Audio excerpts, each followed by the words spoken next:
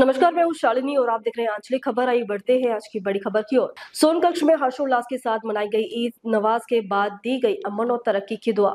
मुस्लिम समाज ने पूरे हर्ष और उल्लास के साथ आज ईद का त्योहार मनाया। सुबह से ही नगर सोन कक्ष में रौनक देखने को मिली। लोग नए कपड़े पहनकर खुशबूदार इत्र लगाकर एक दूसरे से गले मिलकर ईद की मुबारकबाद दे रहे थे। चारों ओर एक खुशनुमा माहौल था और हर चेहरे पर खुशी झलक रही थी। ईद की नमाज के साथ दुआओं का सिलसिला। सुबह के समय जब सूरज की किरणें आसमान में फैल रही थी, तभी सोन कक्ष में मुस्लिम समाज के लोग ईद की विशेष नमाज अदा करने के लिए निकल पड़े। नदी वाली मस्जिद, ईदगाह और चमन बाजार, कालिंदी मस्जिद में हजारों की संख्या में समाजजन पहुंचे। लोग अपने घरों से निकलकर मस्जिदों और ईदगाहों की ओर बढ़ रहे थे। हर ओर तकरीब की गूंज सुनाई दे रही थी। नमाज शुरू हुई और हजारों हाथ एक साथ उठे। नमाज अदा करने के बाद समाजजनों ने देश में अमन, चैन, भाईचारे और खुशहाली की दुआ मांगी। ये वह क्षण था जब पूरा माहौल आध्यात्मिक ऊर्जा से भर गया। आंखों में सुकून, दिल में तसल्ली और जुबान पर बस यही दुआ, या अल्लाह हमारे मुल्क को तरक्की और खुशहाली अता करे, सभी को सलामती दे।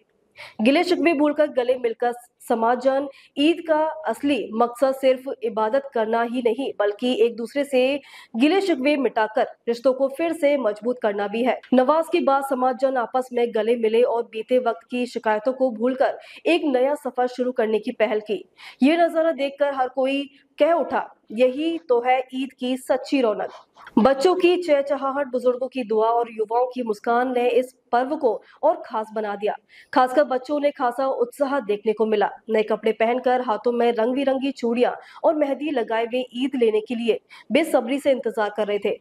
बुजुर्गों ने भी प्यार से बच्चों को ईद दी और उन्हें दुआएं देकर नवाजा। ईद के मुबारक मौके पर रोपा गया पौधा। इस साल की ईद को यादगार बनाने के लिए समाज में एक नई पहल की। नमाज के बाद न केवल एक दूसरे को ईद की बधाई दी, बल्कि एक पौधा भी रोपा गया।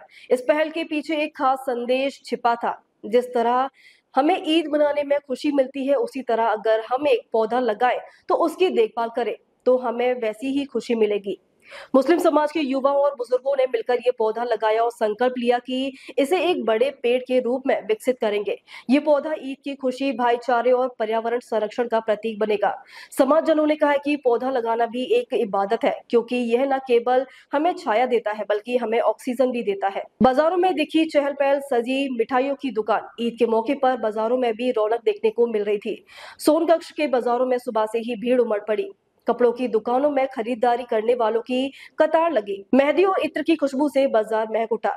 सेवइयां और मिठाइयों की दुकानों पर ग्राहकों की भीड़ उमड़ पड़ी। शाही सेवइयां, फिरनी, बिरयानी और कबाब की खुशबू घर घर में आ रही थी। हर कोई अपने दोस्तों और परिवार के साथ बैठकर इस खास मौके का आनंद ले रहा था। प्रशासन ने की शांति और सौहार्द का बनाए रखने की अपील। सोनकक्ष प्रशासन की ओर से भी विशेष व्यवस्था की गई थी।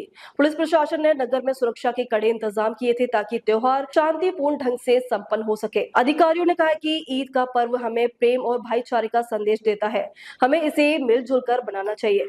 सोनकक्ष मध्य प्रदेश से शेख इकबाल की रिपोर्ट। देखते रहिए आपका अपना चैनल आंचलिक खबरें, अपनों की खबर आप तक। रमजानुल मुबारक के इस मौके पर आज ईद के दिन मुस्लिम समाज बड़ी खुशी के साथ ईद की नमाज अदा करते हुए, और साथ ही मैं इमाम साहब से ये पूछना चाहता हूँ कि आप ईद के इस मुबारक मौके पर क्या संदेश देना चाहते हैं? अल्हम्दुलिल्लाह, माशाल्लाह, सोन कच्छ की जो नदी वाली मस्जिद में बड़ी खुशी के साथ सबने दिल जोश के साथ, बड़ी मोहब्बत के साथ नमाज ईद उल फितर अदा की है। सबने बहुत ही मोहब्बत के साथ नमाज को अदा किया। अल्लाह रब्बुल इज़्ज़त इस तरीके से ही हर साल ईद उल फितर की नमाज हम सबको अदा करें और हमारे देश में अमन व अमान अता फरमाए। बहुत बहुत शुक्रिया इमाम साहब आपका।